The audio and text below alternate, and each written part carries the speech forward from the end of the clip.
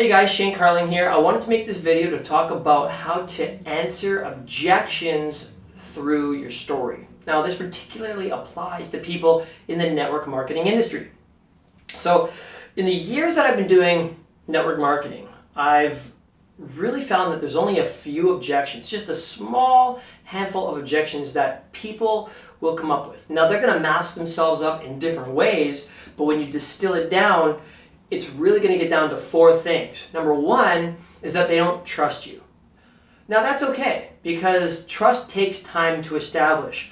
However, that being said, there are ways and techniques that you can use in order to establish a higher level of trust at a quicker rate. Now, if you haven't read the book, How to Win Friends and Influence People, I highly recommend that you go ahead and read that book because you're going to get a lot of tips on how to establish trust with people. Now, the second objection is that they don't know enough or value the product or service or opportunity enough. And that's also fair because like them, just like them, I'm sure that it took you a little while to be convinced about the quality or the value of whatever product, opportunity, or service it is that you're doing. And so that, again, there's ways that you can overcome that objection through your story. And also the third thing, number three, is that they don't trust the company or they don't like pyramids. They think it's a pyramid scheme. They don't like network marketing, and this kind of inner dialogue is going through their head as soon as you open your mouth and try to sell them something. They're like, oh yeah, they're kind of arms crossed, and there's ways that you can break through that, all their objection. Now the fourth thing is price. Very common objection. Maybe they don't have any money. Maybe they're in a tight financial situation. And even if you've got the best opportunity in the world for them to make the most amount of money, and if it's 100% done for you and it's the best thing since sliced bread, in their mind, most people are going to be making their decisions for their future finances based on their current situation. It's wrong thinking, but that is a conversation that's going through people's heads. Now, if you start to break down your own self and realize that when you're listening, even if as you're listening to this, subconsciously you're either agreeing or disagreeing. So that's all we do in our mind. We agree or we disagree. And that's all based on our background, all on our programming. So if you realize that you're talking to not a person, you're talking to programs and dialogue. There's an inner dialogue, usually a monologue that's going on in their mind, of conversations. They're either playing a positive movie or a negative movie, but most people, when they're listening to information about a product or a service or an opportunity, they're going to be playing the negative movie in their head. And that's okay because most people do this. So you just have to understand that if you're having a hard time connecting with people, if you're having a hard time making sales, breaking through, getting duplication, if you're feeling stuck, what I always encourage people to do is take a look at your story. How are you showing up for people? How are you coming across to them? You know, I had a mentor of mine say sometimes people can't hear what you're saying because who you're being is too loud. Right? Now, I want you to really think about that because there's this battle, their programs versus your programs. And the ego wants to win. And that's a problem. When we're trying to win or trying to convince another person, that's not... And usually when we're trying to win or trying to convince another person, people will go into facts and they start trying to break all these things down and doing comparisons and, well, you know, this product has XYZ and that product over there sucks because it doesn't have this and this has this and that doesn't. And what happens is it becomes a conflict or it just becomes more of a battle or a struggle instead of an actual conversation. Now, in your story, the power of sales, the strength, the where you're going to grow, where you're going to find success is in dialing in your story and learning that at one point you had all of those objections too. So I'm not going to get into my story here. That's going to be in another video where I can break that down and give you, techniques you can practice. But I want to help you just understand that if you can come up with the four objections that people are going to have about your product, service, or opportunity, and explain that through your story. It has to be a true story. Don't make stuff up and don't exaggerate, especially when it comes to money or anything like that. Don't exaggerate. Stick with the facts. The truth is always good enough. And if you can walk people through when you're before, what it was like when you experienced this product, opportunity, or service, and where you are now, what your vision is for the future, and paint them on that vision of what you see and help them see that as well, then you're going to go a lot further, a lot faster. Now, at the same time, while you're telling your story, you've got to be able to check in with them and get them to follow along closely with your story. You want to immerse them in your story and make it about them.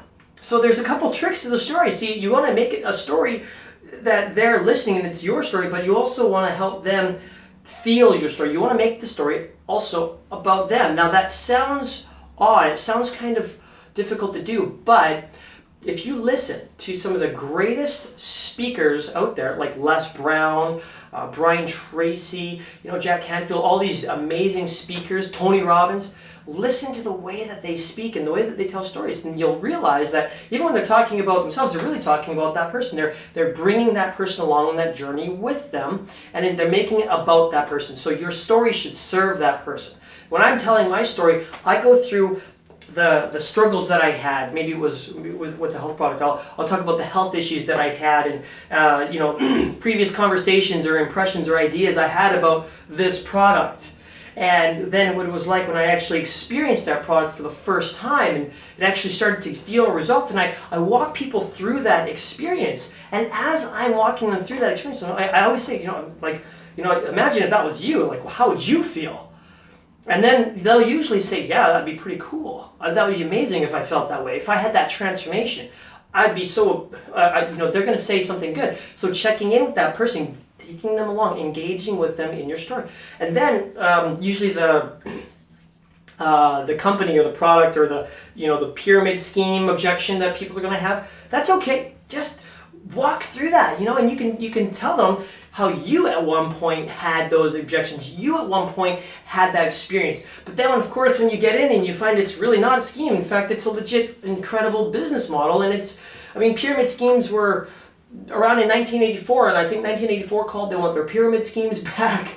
But what you want to focus on is how it is the business of the future, and it's moving forward with technology and systems and automation. It's just an incredible opportunity. So you want to walk people through that journey, and as you are taking them through your experiences, you also want to be future casting, future selling, understanding that these little pieces start putting together a bigger picture for you, and that you can start to see this big vision of where that company or that product or that service is going, and help them get lit up about it. Because people, and by the way, before I go any further, after you're telling your story, you also want to, or through your story, it's also a good idea to narrate what they're narrating in their head, the worst case scenario. Now, a lot of people in their mind, their inner dialogue is going along, and if they're catching a whiff that this is an opportunity or a pyramid or a network marketing company, what are they going to be doing? What are they going to be saying in their head? No, yeah, that's what he's going to sell me. They're just waiting for it. They're waiting for it. But if you're good at identifying what the negative stories are that they're already going to be playing in their mind, you can narrate, you can actually vocalize those worst case scenarios. In fact, sometimes I even tell people, honestly, what's the worst possible case scenario? You get better or healthier? That's terrible.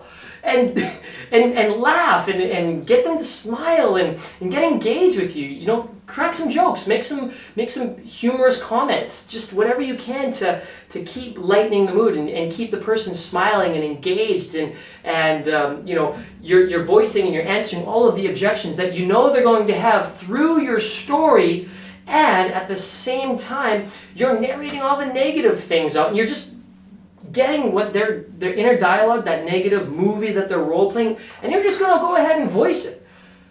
Oh my gosh, it's like $100 a month. Oh, wow, God, so expensive. You could say these kinds of things, but you want to help them relate and get that out. And when they actually hear you vocalize that negative movie that they were saying, all of a sudden it doesn't sound so bad. So now they've got the pros and the cons look like this, and the pros look like this. So you want to help them see and visualize and make this something that they can see themselves doing. And you're building that relationship and you're building that rapport. And don't be pushy, don't be needy. It's not about you. It's about them. Your story is there to serve them. Answering objections serves them. And if you're always checking in with the person as you are telling your story, you can just use words like, right? Makes sense?